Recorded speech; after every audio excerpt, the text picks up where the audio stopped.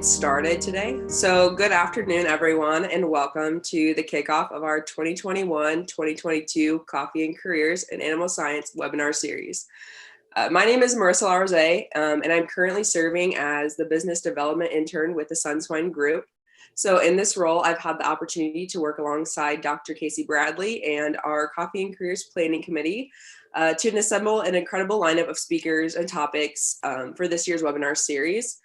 I've also had the opportunity to develop and implement a mentorship program that is industry focused called Breaking New Grounds, which we will be starting again in January. So be on the lookout for more information on that to sign up to be either a mentor or a mentee in the program.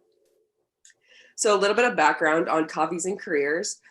Coffees and Careers started as Dr. Bradley's passion project to bring the industry and future animal science together to discuss careers, life, and success. Last year, we hosted 15 webinars surrounding topics of personal and professional development for animal scientists in all stages of their careers. If you're interested in rewatching any of last year's webinars, they are all posted to our YouTube channel, Animal Science Office Hours.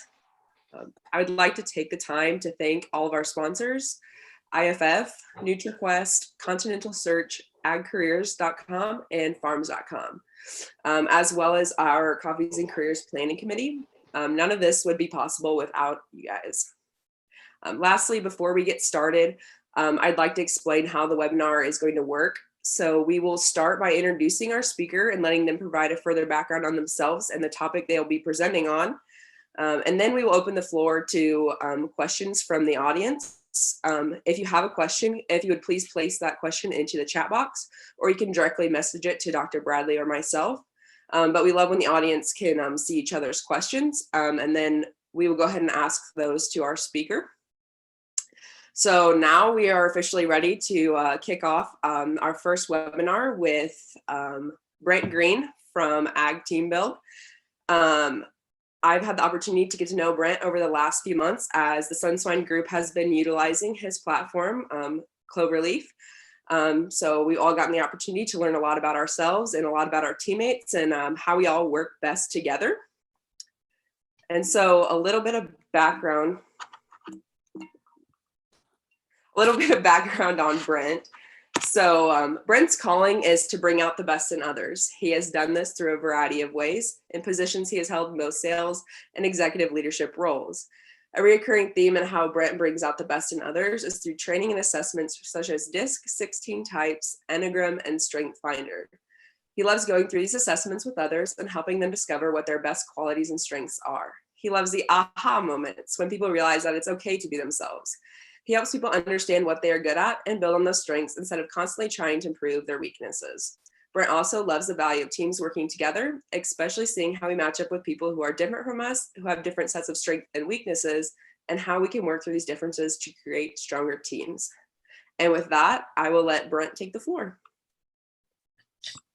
Thank you, Marissa. Good to be here today. Great to see a good turnout. I see several folks that I've met through the years. So hello to you that I've met and hello to you that I have not met. I'll give a little bit more background on myself, lay the foundation for some discussion. I think we'll move into a bit more of a discussion format here in a bit. And I know Dr. Bradley and I think Marissa are going to help ask some good questions and just create some good dialogue here and discussion amongst the group. So Marissa covered a good part of it on that introduction. Thank you for that, Marissa. I've been in the agriculture industry my whole life. I'm one of those weirdos. My wife calls me a weirdo for many reasons, but one of the reasons she says, look, you've actually stayed in the area of your degree. So I was animal science, livestock with swine focus. I also went to Virginia Tech, also animal science with swine focus there for my master's. Through the years, I have moved from technically focused jobs to more people-focused jobs. So I wish I could tell you it's some perfect way of learning that and there'll be no bumps and bruises along the way for me, it was a process of discovery. I'm not the person that at 5 years old knew that I was called to be a veterinarian and did that. I know folks like that, and I think that's great. However, for me, it's more of a process that even continues today as I've learned what I'm best at, how I'm designed, how I engage with people, those things like that. And I've learned that through trial and error through the years. So after grad school, a little bit on my career background here, I was with PIC for a number of years. I think we have somebody from Choice Genetics on the call here. I was with Choice for a while as well. People on here may see me and think, well, didn't I see you with an Instapro shirt on or a PIC shirt on at one point? I'm like, well, yes, you have. I've taken risks trying different positions. Sometimes they were in the US and sometimes they were international as well. So I admire what Dr. Bradley's doing and mentoring and drawing people together with networking. And I'm happy to be a part of that and a part of that today. I think Dr. Bradley's got some very good stuff going with the Sunswine group, and I'm just glad to be a part of things. So Dr. Bradley and Marissa, can we just turn this into a bit more of a discussion format? I think definitely right now, I haven't seen anything pop up in the chat, but I'm going to end the poll. We have about 78 per 81. All right, 84. Keeping those coming in. I think it's okay, 28 of 32. We're getting there. This is great turnout on these poll questions. So before I end the poll, so I can see the results, the majority of people know their strengths. So 86% said yes. And then, do you get to use your strengths daily in your work or school? And this is what's really sad. 100% of the time, only 3% said yes. The majority of us, about 55%, is often, 40% sometimes. I'm glad to see that 0% is rarely. So I think that leads off to some good discussion just with those poll questions. Yeah. Good point. Good point. I see the results there on the screen. Thanks for sharing those.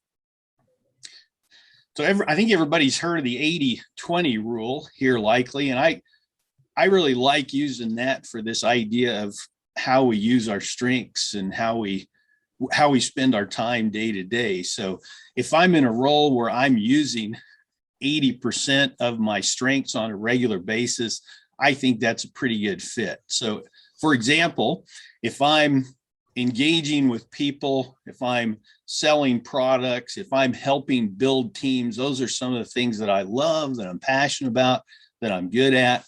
If I'm crunching numbers on Excel, nothing against you guys that love Excel files. I love people that love Excel files. I need you guys. So I pair up nicely with people like that. But if I'm crunching numbers on Excel files, more than 20% of the time, or doing some heavy admin stuff, that really starts to wear on me. So it's interesting. Oh, somebody's loving Excel. I'm glad you love Excel, Melissa. That's awesome. And that would be Melissa's Excel. strength. She hasn't taken it, but that I know of. But I would say, just knowing her, that's probably her strength. Is she's very analytical. But Rob's in here. So, how do employees do self-assessment in their role versus employer assessments of them only? I think that's a good question.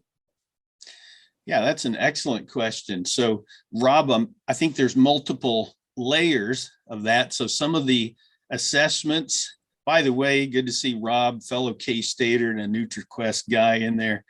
I think Rob and I are about the same age. We overlapped it at K-State. So Rob, it's an excellent question. So a question kind of underneath that would be, do we see ourselves accurately? Do we see ourselves how we really are? And do we see ourselves the same that others see us? So I think there's great self-assessment tools out there. Many of you have probably used some of those, like Myers-Briggs, DISC, or StrengthsFinder. By the way, we have, when Marissa mentioned Clover Leaf, we have that platform that has all of those assessments and more on there. So that's a great self-assessment tool. And then how do others see us? I think that's a great way of determining if there's a gap between, do we see ourselves the way others see us? Do we see ourselves accurately? So a personal story here. One of the companies that I worked for, a pharmaceutical company, in a sales rep role, there were two people that were very, very vocal about what they thought my personality style was. And I was thinking, okay, this is very different than how I view myself. Is it possible that I could not be accurate in how I view myself? Absolutely. And I was starting to worry about that. So I did this big 360 assessment. I sent this little assessment to like 60 people. And it all came back, it overlapped about 95% about what I thought myself was myself. Guess what? There were two people that thought I was the complete opposite. And those were the two loudest voices in my ear at that particular role. So when I used that tool, it helped me to understand who I was in the eyes of others. And I think who I am, my true self. But sometimes we can be off on that. For example, we might think we're very extroverted and engaging. Others might see us as more quiet and analytical. We might think we're very analytical and have a great science mind, and others are thinking, nah, you probably should move in a different direction with your career.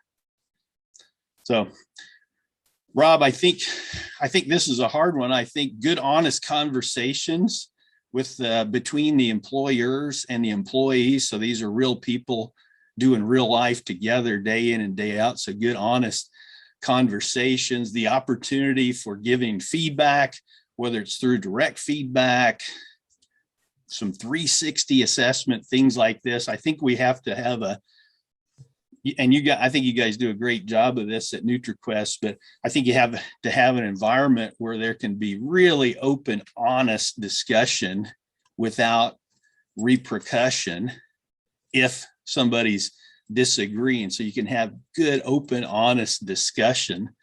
John Hook and I at Summit Smart Farms and I had some good discussions this week, and we talked about this very thing. Sometimes people have a very different view of what they think their strengths and talents are. Okay, I feel like I need to shut up and switch it back to Casey or Marissa here and steer me in the right direction. How about that? And for some of our mentors and committee members, take yourself off mute if you got some questions. So just be conscious of background noises and things. But no, I think Brent, when we've talked in my previous life, and John, it'll be coming out on a podcast, but I went into a job at Comeback with a personality profile, and this is kind of where I was kind of against them a little bit. Is it basically they use that as saying that I can't work well with customers, I'm not that good at interaction, that I'm very analytical, very introverted. And so they used that assessment not to benefit me, right? Is an excuse of right. Where I could grow as a person. And I said, well, obviously I've proved everybody wrong from a standpoint, but I still do tend to be more introverted. So how do you be self-aware what your strengths are? And then how do you use that? As I say, is like, I know my strengths and I'm good at my strengths, but I try to make my weaknesses my strengths. And I try to live that way. How do we do that and balance our strengths and our weaknesses and turn our weaknesses into strengths? Yeah, great question. And Do you mind, by the way, do you mind me saying where you're at today, Dr. Bradley, or is that No. confidential? No, he's popping in. Yeah, I You can see see Neil. him. That's Neil. Neil, right? Yeah. Yeah. So on the team, she's at Springer Family Farms there in Kansas, and I know those folks too. And one of the team members in a workshop brought up a point that really corresponds to what Dr. Bradley just said. He says, I don't want to use my personality style as an excuse to not do my work. I've heard this done before. For example, saying, well, I'm a high I on the disc. I'm an influencer who likes people, who likes engaging. I'm not great with details, so I'm just never going to do any details. Well, good luck finding a job where you never have to do any details. Details are not my strengths either, but hey, I put systems in place to help manage that. My wife is the most natural, detail-oriented person, one of the most natural, detail-oriented people I've ever met. I'm not. Sometimes I can fool people, Dr. Bradley. I think the chinks in the armor show over time, if you really know me. Like, it's not like high detail, high organization is not me, but I manage my tools well enough, like my online calendar, online to-do list, project management, makes me look a whole lot more organized than I am naturally. So Dr. Bradley, to your point, I don't think I would ever turn my weaknesses into a big strength, but I can put systems in place to at least function well.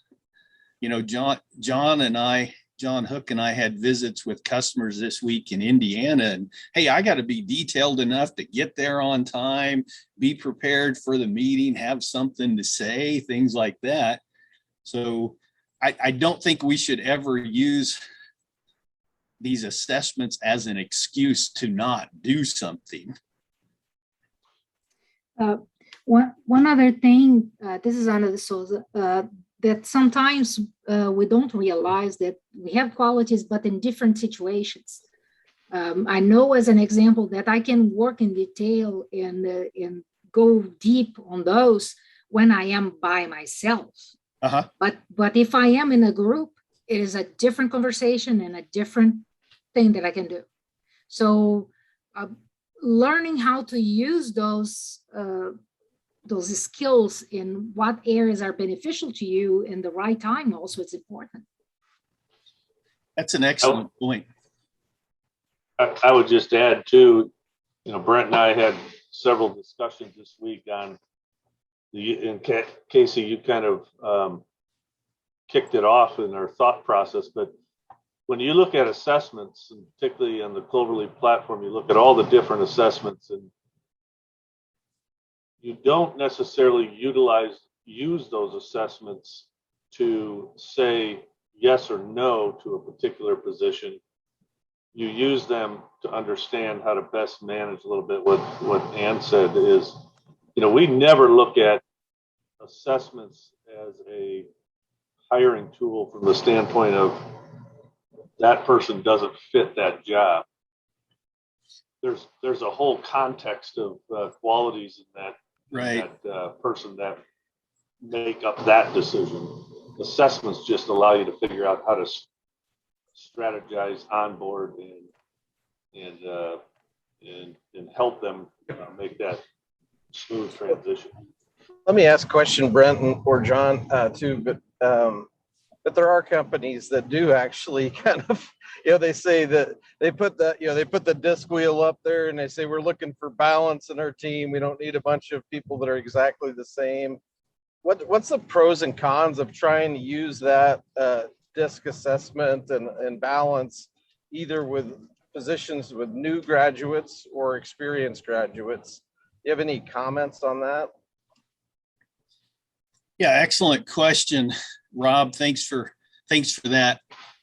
John, I echo your comments on not using the tool to overscreen too much. So I think these tools are great to understand for the personality side, kind of what raw material we have to work with, what's naturally a strength for us. So Rob, for example, when you and I were in college at K-State, we're in our low 20s, whatever at that time. And I think we're still learning about our personalities, our strengths, our talents. We have limited experience at that time. So you surprised me a bit. You went deeper. You went with the PhD. I barely survived the master's. And those were hints for me of like, okay, what am I good at? What am I not good at?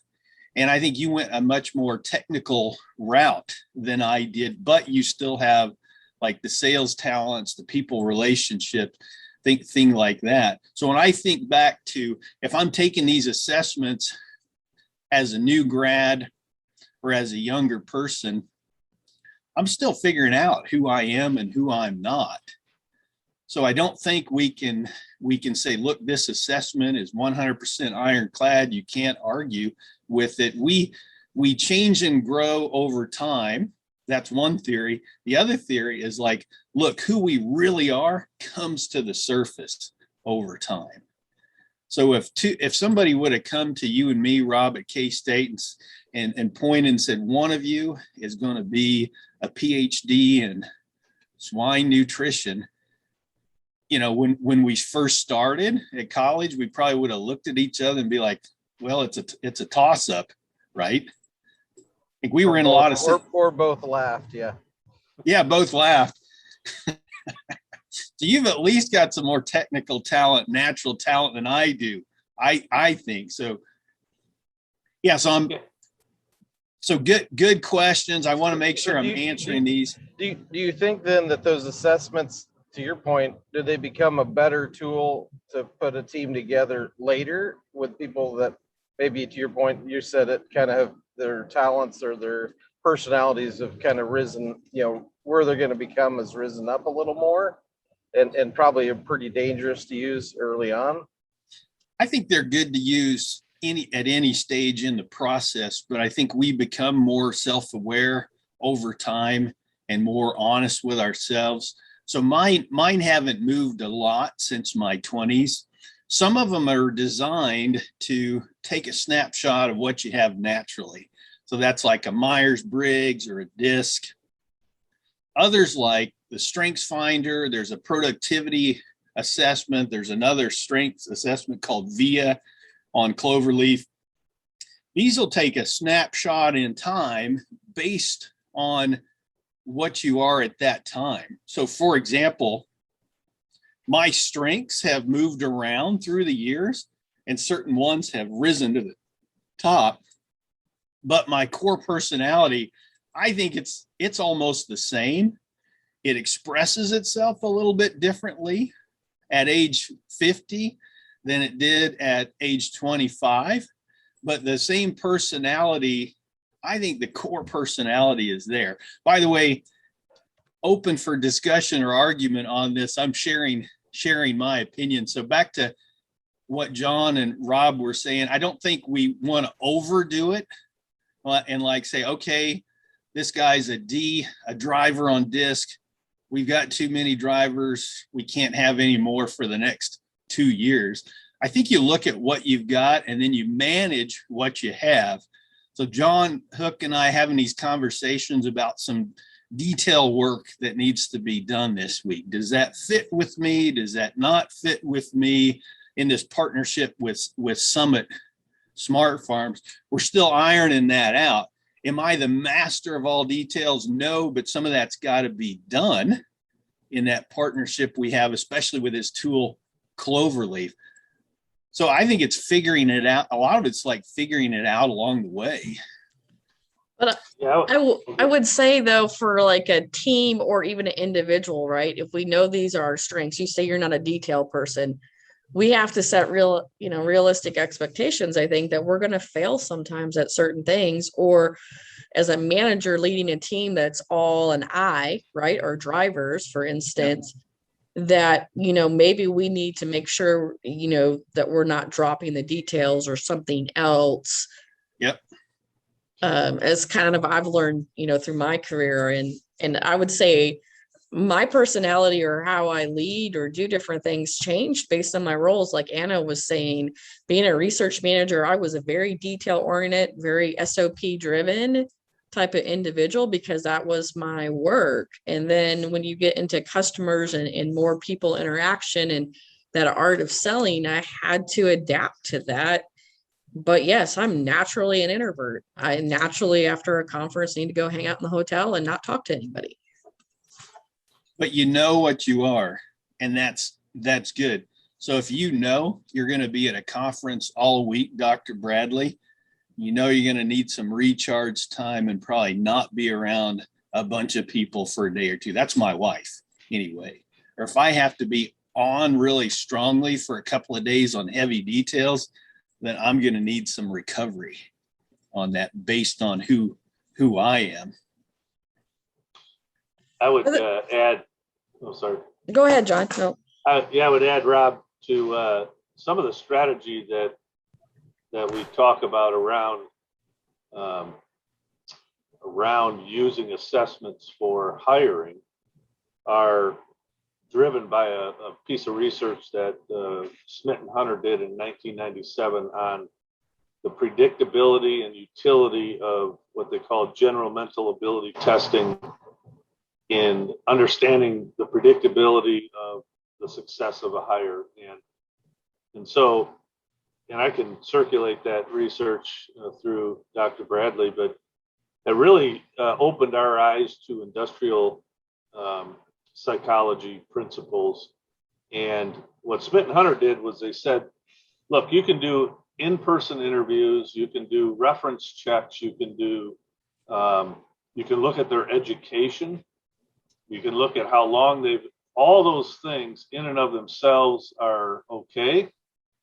But when you couple that with assessments, GMA testing, you increase almost 100% your chance of success. In fact, the impact of GMA testing on hiring success is almost as equal to an in-person interview, and really opened our eyes, because I remember in my days we would do group interviews and you'd sit 10 people around the table and you'd see how they acted. You spend about an hour with the group, and then we would my team would get together and they'd go, well, I'll pick this one, and I can't imagine how many really good people walked out the door because I didn't know them. I really didn't know. And I think that's the new, I think that's part of the disruption that's coming. Agriculture hasn't embraced that to the degree that maybe an industry has, and that's pretty exciting, I think, to see and to apply some of these things like what Brent's talking about in our industry. I just wanted to point out, Kevin made a comment for all of us to consider watching out there, an HBO documentary, The Persona, The Dark Truth Behind Personality Tests, which explores the unexpected origins of America's obsession with personality testing, and highly recommends that. I have a question for you, Brent. What would be your best piece of advice for maybe working with somebody who has a total opposite personality type from yourself? Yeah, so piece of advice for that person. So my first thought is I need to be adapting to that person and engaging with them the way that they need to be engaged with. So it's an excellent question. So there's things that I would want that person to do to try to engage with me better, but I feel it's my responsibility to adapt. So when Dr. Bradley's talking about adapting to the role, I love that idea. So if my wife, I'm not going to try to force her to be like me. I want to try to meet her where she's at and meet her needs based on what she needs. So if someone is opposite of me and coming to work with me, I'd say, hey, please be patient with me, communicate, tell me if I'm dropping the ball and not communicating the way you need it. I'm willing to adapt. So I I'd focus more on my own behavior and changing it than I would giving someone else recommendation. So I might warn them. I'm like, look out, sooner or later, I'm not going to be as detailed as you, or I might miss something, or I might need help, especially on analyzing and staying organized.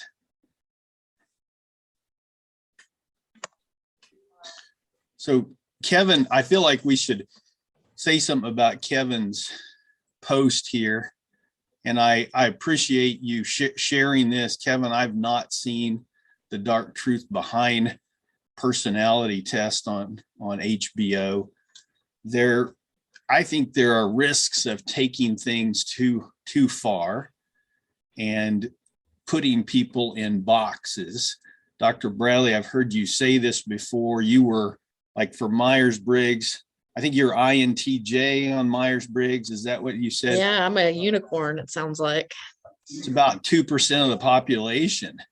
And I only know a handful of people that are INTJs. So I'd take a different twist on that. I would say, look, you've got, with the N for intuition, you've got the big picture. And for the J, you can close the loop on the details. I would say, look, that's a great combination because people are usually either or. So personality is one part of this. Like the platform that we're talking about for Clover Leaf, there's 4 parts. So there's personality, there's productivity, there's culture, and there's strength. So when we're talking about Clover Leaf, personality is one part of that. Those other 3 things can move around. And personality, we're trying to capture who you are naturally. And those other 3 things can move around some. Your strengths can develop or change a bit over time more.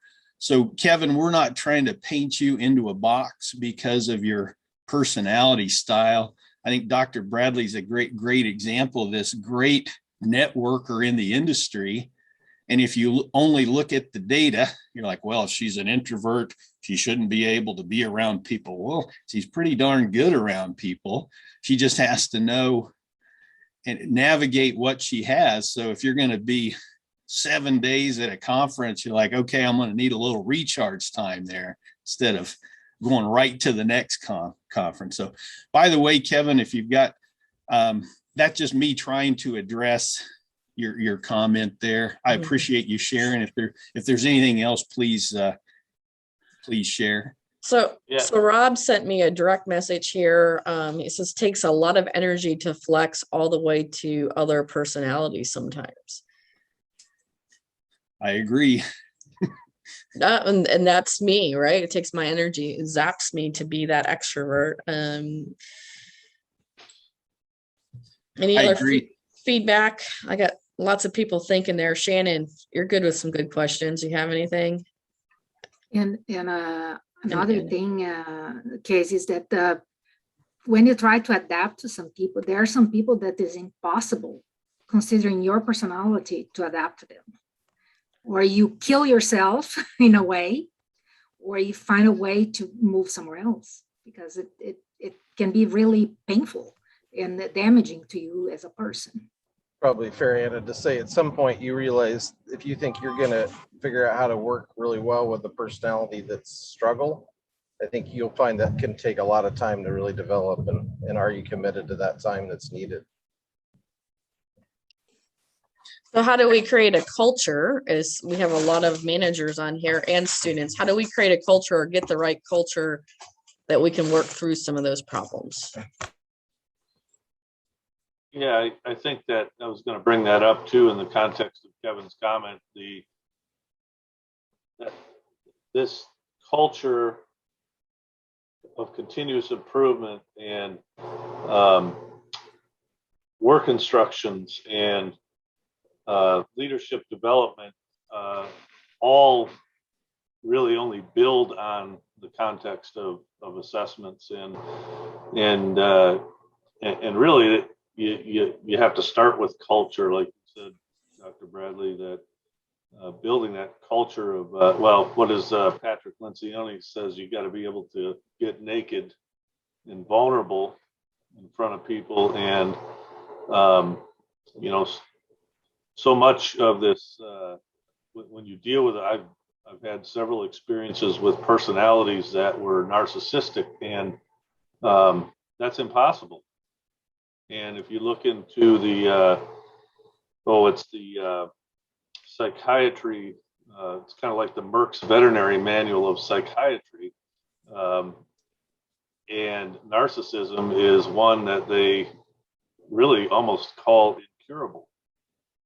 And so, yeah, those are relationships you have to flee from, because there is no amount of culture that's or cooperation that's going to fix that. So I had a student come to me. I'm not going to mention his name, but he made a comment that a lot of people are put off by him, and he has a hard time working in his lab because they find him as a very strong personality, dominant personality. And he asked for advice how to change, and I wasn't quite sure. You know, I thought the right step is he's asking for help. He realizes kind of where he is, but how does somebody that's narcissistic or a strong personality adapt? How can they change? What are some things they can do to work on that? The fact he asked, he's not a narcissist. Yeah, Right. I would agree. So Yeah. that right there allows for the fact he sees it or is willing to ask is a narcissist, which John was mentioning. This is incurable because they'll never believe it's them. And I don't like to use the word never, but they're highly unlikely they'll ever believe it's them. So no amount of feedback or nothing else is ever going to get it to that point.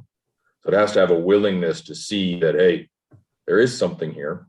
I don't know enough people on here, so I won't use the language, but I had a good conversation with the farm manager the other day that if you know who you are and you show up as who you are all the time, then people can get to it. But when you change, you're this way, then you're this way, then you're that way, and you're kind of acting different things, trying to be different things for different people, those are a challenge. So at least you know who you are, and you can communicate to people, hey, these are, so that they know what your background is or your challenges or your struggles.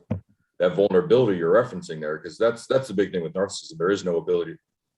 There's very little ability to have any sort of vulnerability to that. It's a mechanism. So I was rambling that, but I think that's great stuff, Dr. Fix. I'm just thinking about, there's a quote I heard the other day. There's a point where people just have to feel the weight of who you are and kind of deal with it. That doesn't mean I can just be a jerk to whoever. By the way, any personality style can be a jerk.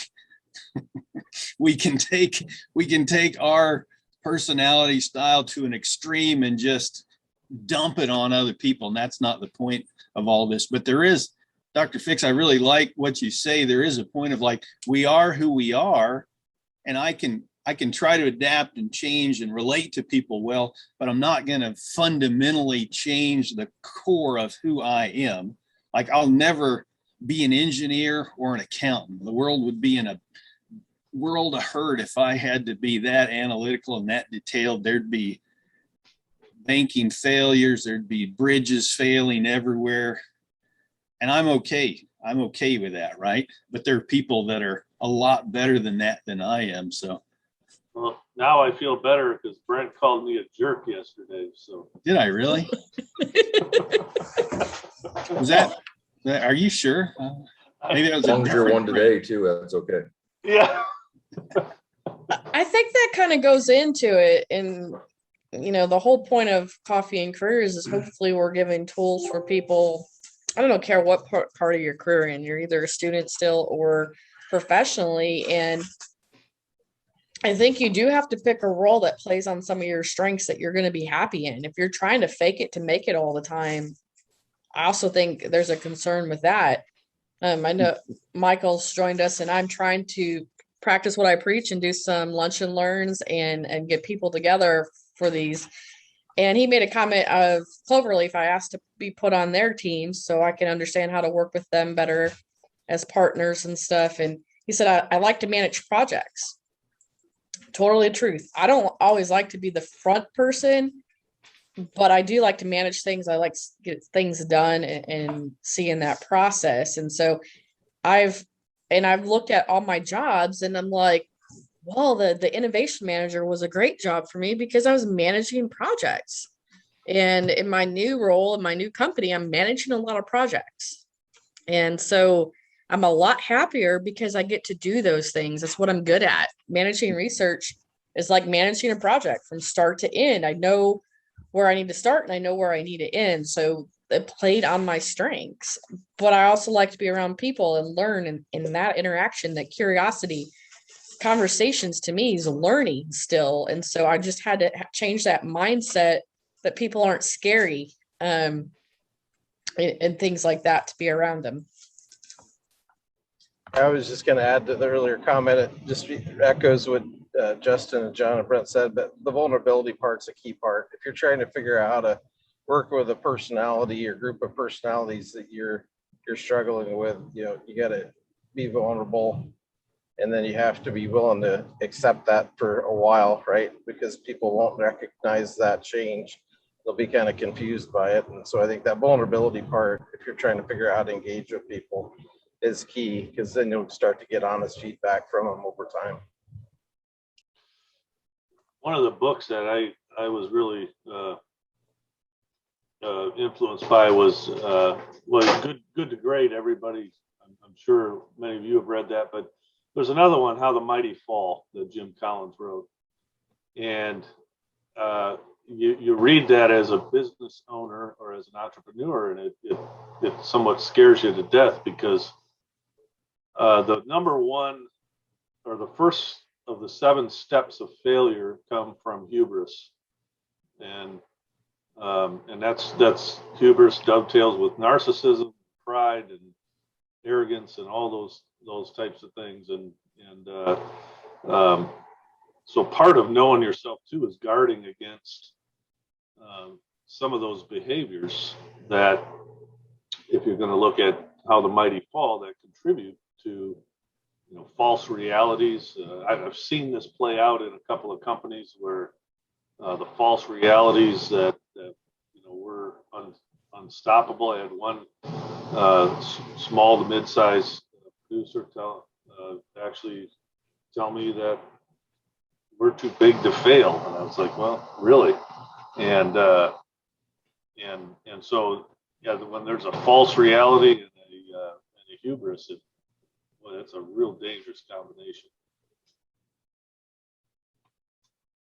I think people can be that. Don't just say companies. I mean, I think you go through grad school, and I got a PhD, and I think that mentality, I know everything. And I think that's some of the things we talked about last year, and like how to make a farm call and stuff, is I think we get that ego, right? With a PhD, I think we're better than the person processing pigs, for instance. And really, that's not the case. Right. This is not because you guys referred to this earlier. It's also one of the reasons I'm really adamant in our group of people not calling me Dr. Fix. And it's coming from a company that does that a lot internally throughout the years. But my thought is on it is, yeah, I spend a lot of time, but that doesn't make me any more important. Now it does on an hourly basis. I understand that in terms of value creation, I'm paid that way. But somebody power washing on our nucleus farms, or in this case, with their labor collecting bores, what they're doing every day is a vital part of the job. And I don't need to be differentiated anything other than part of the group. Now, responsibility does come and all that's there, so I'm not downplaying it as well, but it just feels, it feels like it's a differentiator within the company and within our team that I don't want that. I want to make sure we stay as even as possible. So, and again, that's not there. Particular about it, particularly some grad groups. But I'll always, because Dr. D'Souza, though, she'll always. I agree completely with you that, because I didn't want it to be called like that, and it's weird. When I hear, it's like, yeah, kind of weird. So, but I also, it's not like I don't get offended if people do, but in my group, when our team, very much so, it's just customers the same way. Yeah, very much that way. I think sometimes in the States, we err on the side of caution there. So, Justin, I don't think I've met you face to face. I don't remember if I have. So I called you Dr. Fix earlier. And I always kind of err on the side of caution. You know, I've got a master's degree. Nobody calls me Master Brent. I don't understand why. I do make my buddies call me Dr. Fix though. Hi, everybody. I just wanted to kind of interject a little bit. Like Justin, Anna, I know that I've worked with you both before, and I think it's really great because not only with the vulnerability, it shows genuinity as well, if that's a word, Yeah. okay, or my made up word. But, Close enough. Genuineness or something like that, right? Authenticity. Yeah. Right, thank you. Authenticity, because I know that when I first met Anna, because Anna and I used to work at a company together, and it's just kind of that polite thing, you know, Dr. Fix or Dr. DeSosa. And then as soon as they come out, you kind of know the first time what they say, don't do that. Just call me by my first name.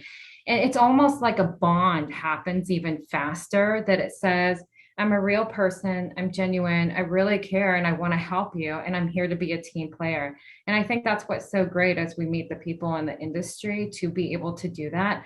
I just wanted to share, you know, because you guys were talking about personalities and that it's all inclusive, right? Everything. But I recently just went through a situation where I had a gym membership, and they were moving to a different location because they were gonna, you know, have this brand new location. And they said, anyone who comes with us is going to be grandfathered in at this price. Well, before the launch of their new facility, they actually said, well, I'm sorry, you know what?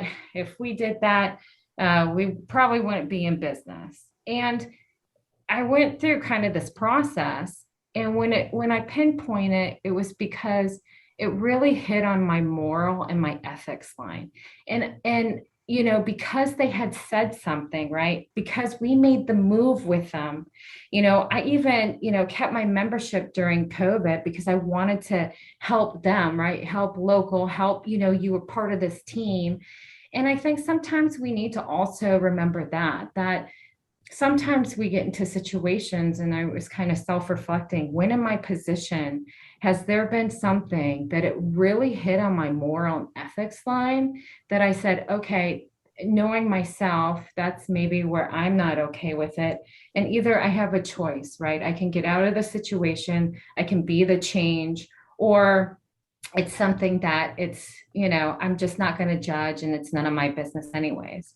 And I think sometimes as we are vulnerable, as we deal with so many different personalities, but then also need to be very kind of bipartisan, right? We, you know, not taking on a judgmental form, but we also need to stay close to that too, because as we're working with younger generations, right, they stand for something. You know, that movement's coming back. I feel, you know, I want to feel good about, you know, doing my position or finding something that I love to do, or, you know, feel good about the environment. I think that also now kind of plays a role in it.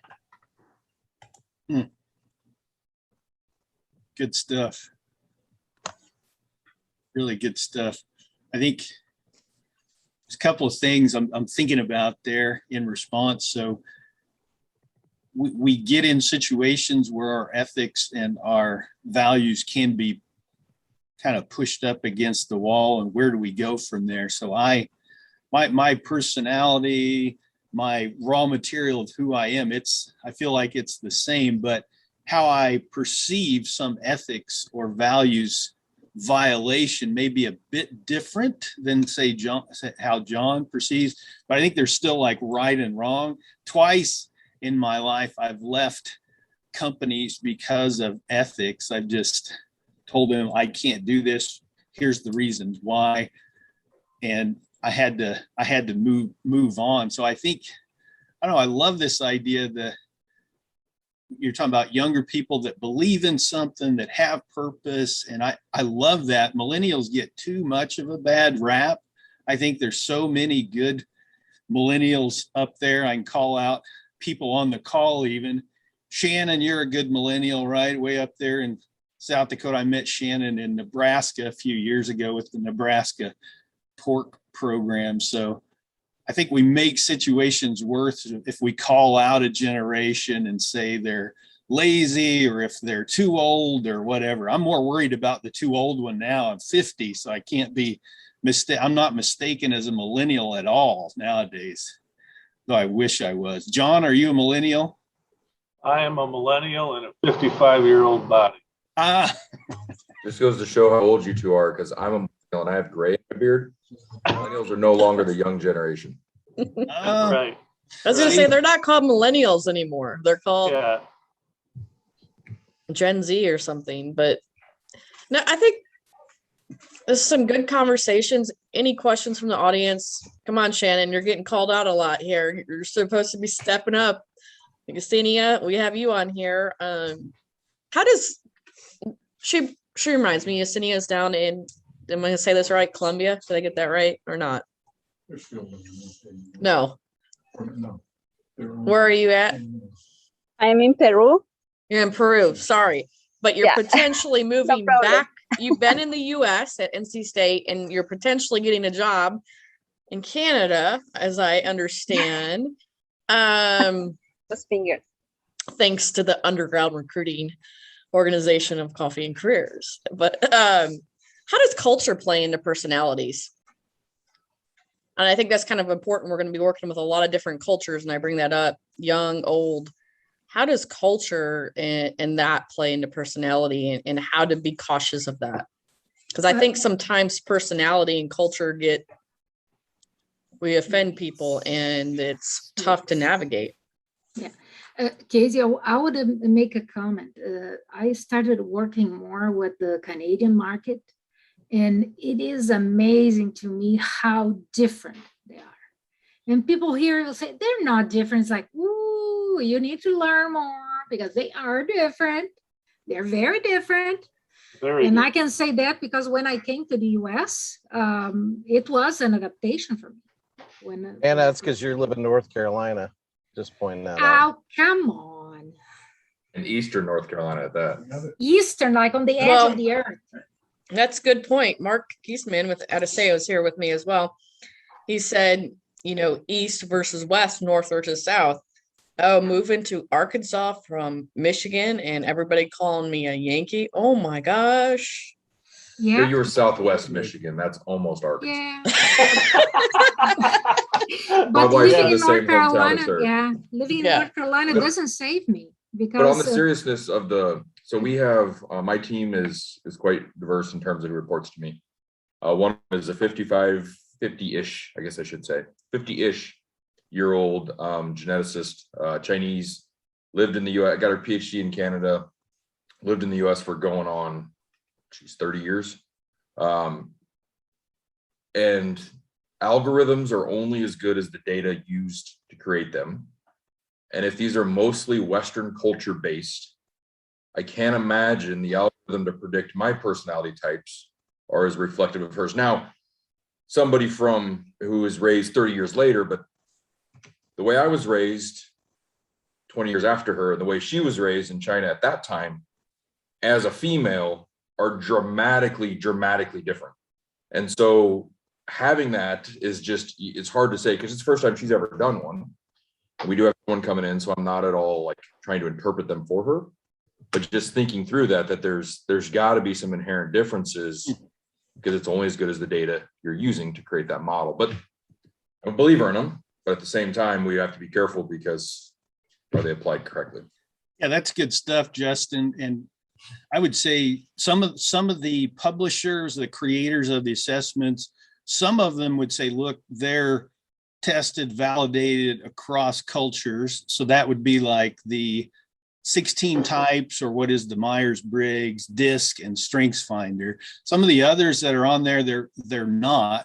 So no, and we've used them. I've used Myers-Briggs in, gosh, I bet I've used it in 25 countries, and it's people usually receive it well. But I hear you, cultural influence is there for sure. I love cross-cultural stuff. I lived cross-culturally and still want to work cross-culturally. So I think there are some traits too that are just very good at relating to people from other countries, like openness, asking questions, ask them about themselves. There's some general things that we're not good at as Americans. We tend to like talk about ourselves a lot and very loudly, and other cultures don't always recognize, or like, why are you so loud and why are you talking about yourself? You're like, well, I'm just being an American. But if we can be counterintuitive and try to connect with, relate to, and understand the differences, I think that goes a long way. Well, here's a good example. Brent and I were together yesterday, and this topic came up. This particular farm has gone to about 75% T and visas, and we did Clover Leaf assessments on them. What'd she say? What, a year and a half ago, Brent? Something like that. Right. Well, that was a fairly new experience for them, and the HR director said, "Look, I think they answered it the way they thought we would want to have it answered, and now they're more comfortable with the culture here. They understand what we're trying to do, so." She wants to retest them or have them retake the disc because she feels like what they all come back I's or something, or C's. Yeah, they all came back as C on the disc. So conscientious, meaning detailed, organized, pretty analytical. And I could see that. So let's say, Justin, you as a PhD, and I was coming in from another country. I'm like desperately want a job. I may try to modify it to what I know what I think Justin might like, for example. So I think it's possible. Some of the assessment makers will say, no, you take it, we'll pick up the differences, but I can make myself look like a C on that assessment. I am not a C, and it doesn't help anybody when I try to make people think I'm a C. So but I understand that, like, assessment distributors will say, or the makers will say, answer them what's most natural about who you are, not what you can do with good hard strength. So maybe I could have made it through that PhD with blood, sweat, and tears, but let me tell you, it wasn't going to be natural for me. Okay, I'll shut up. I'm an extrovert. Sometimes I just need to be shut up, right, Casey? I'll just shut myself up. I was going to say, we are approaching. I just wanted to make a few announcements before we go, and then there may be one time for a quick question or comments. So next month is Jessica Newberry, and it's going to be how to reinvent your career. I think that's kind of important to even understand that for students and old people like us, since people are calling me old. I'm like, whatever. But that's coming up. We do, if you like the personality, you're interested in learning more. So breaking new grounds for our students, and I'm thinking about doing it for professionals as well, is having small mentor groups, and we are finding a way. So hopefully we'll get some awesome sponsors to help us do the Clover Leaf assessments. We want to have everybody participating, take that so the mentors can learn how to work with you and maybe help you maybe work through some of those challenges. So we're working on getting that as part of breaking new grounds next year. So stay tuned.